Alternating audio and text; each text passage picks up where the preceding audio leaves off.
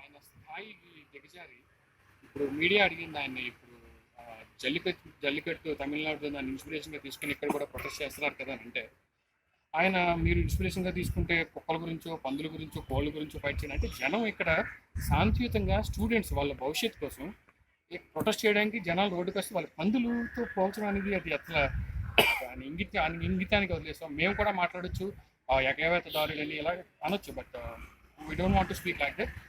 ఇప్పుడు చంద్రబాబు నాయుడు గారు కూడా ఒకటి చెప్పాలనుకుంటున్నా. ఆయన confederation of Indian industries India CII తాలూకా పార్ట్నర్షిప్ ప్రోగ్రామ్ పెట్టి 50 కంట్రీస్ నుంచి 2000 మెంబర్స్ తీసుకొచ్చి ఇన్వెస్ట్మెంట్ని అట్రాక్ట్ చేద్దాం ట్రై చేస్తున్నారు. అయ్యా చంద్రబాబు నాయుడు గారు, మీరు ఇన్వెస్ట్మెంట్ని తీసుకొద్దాం అనుకుంటే సింపుల్ అండి. స్పెషల్ స్టేటస్ అంటే మీరు ఇన్ని చేయాల్సిన అవసరం లేదు, ఆటోమేటిక్గా ఇన్వెస్ట్మెంట్లు అవే వస్తాయి. స్పెషల్ స్టేటస్ ఉన్నాయి కనుక కదా మీ సీఎం రమేష్ గారు కానీ చౌదరి గారు కానీ వీళ్ళందరికీ ఇక్కడ ఇన్వెస్ట్ చేస్తున్నారు. తీసుకురండి స్పెషల్ స్టేటస్ని, ఇన్వెస్ట్మెంట్లు అంటే ఇక్కడికే వస్తాయి.